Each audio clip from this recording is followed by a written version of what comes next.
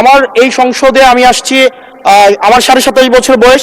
সেখানে মাননীয় স্বরাষ্ট্রমন্ত্রী যখন সংসদে এসেছেন 1991 সালে, আর আমি জন্ম হয়েছি 1998 সালে। তো সেই জায়গাতে যদি কনভেনশনাল যে ভুল আছে আমরা সেগুলো সংশোধন করতেও রাজি। আমাদের যখনই আমাদেরকে নোটিশ করবেন আমরা সেটাকে সংশোধন করে নেব। ধন্যবাদ মাননীয় স্পিকার। সালাউদ্দিন সাহেবকে প্রশ্ন করলে আবার কখন নোটিশ দেওয়ার কথা বলে ফেলেন, তো সেই বিষয়টা নিয়ে সবসময় আমরা একটু সংকোচে থাকি। তো আমরা পুলিশ সংস্কার নিয়ে কথা বলছি, পুলিশের সুশৃঙ্খলা নিয়ে কথা বলছি। লাস্ট 1 মাস পুলিশের শৃঙ্খলা নিয়ে যখন আমরা স্বরাষ্ট্রমন্ত্রী মহোদয়, তো মাননীয় সদস্য জি আসলে বলতে দেন। মাননীয় সদস্য লেট মি হ্যান্ডেল। মাননীয় সদস্য, আমাদের পার্লামেন্টারি প্রসিডিউরে আমরা যাই। মাননীয় স্পিকার, আমরা যখন পুলিশ সংস্কার নিয়ে কথা বলছি, মাননীয় স্পিকার মাননীয় সদস্য আপনি দয়া করে বসুন। আমরা আশা করছি পরবর্তীতে আমরা সকল সদস্যগণ সংসদীয় যে নর্ম আছে, প্র্যাকটিস আছে, সেটা মেনে চলবো। Thank you. Yes, thank you মাননীয় স্পিকার। মাননীয় স্পিকার, পুলিশ সংস্কার নিয়ে যখন আমরা কথা বলি বা পুলিশের যে বিষয়গুলো, তৃণমূলের কিছু পুলিশের অনেক সমস্যা রয়েছে ইনস্ট্রুমেন্টাল।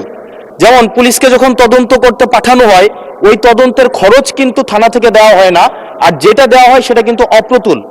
আমরা যখন পুলিশকে একটা কাজ করতে দিচ্ছি কিন্তু বাজেট দিচ্ছি না, পুলিশের একটা কালচার প্রচলিত রয়েছে, সেটা হচ্ছে ম্যানেজ করে নাও। এই ম্যানেজ করতে গিয়ে দেখা যায় পুলিশ দুর্নীতির বিভিন্ন কাজে তারা কনভেনশনালি জড়িয়ে পড়ে।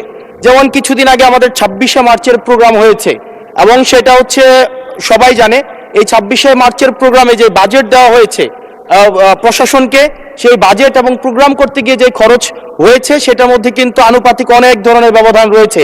তখন যে কাজটা করতে হয়, পুলিশ ব্যবসায়ী থেকে, তারপর হচ্ছে তার এলাকার বিভিন্ন প্রতিষ্ঠিত মানুষ থেকে কিন্তু অর্থ উঠাতে হয়।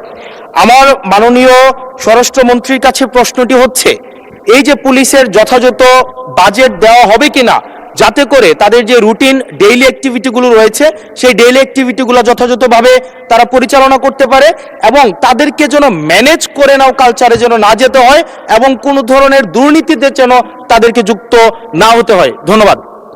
আর একটা বিষয়, যদি সম্বোধন করার ক্ষেত্রে যদি ভুল হয়ে থাকে সেটা আমি অ্যাকনোলেজ করছি, কারণ আমার এই সংসদে আমি আসছি, আমার 27.5 বছর বয়স। সেখানে মাননীয় স্বরাষ্ট্রমন্ত্রী যখন সংসদে এসেছেন 1991 সালে, আর আমি জন্ম হয়েছি 1998 সালে। তো সেই জায়গাতে যদি কনভেনশনাল যে ভুল আছে আমরা সেগুলো সংশোধন করতেও রাজি। আমাদের যখনই আমাদেরকে নোটিশ করবেন আমরা সেটাকে সংশোধন করে নেব। ধন্যবাদ মাননীয় সদস্য। We are learning every day.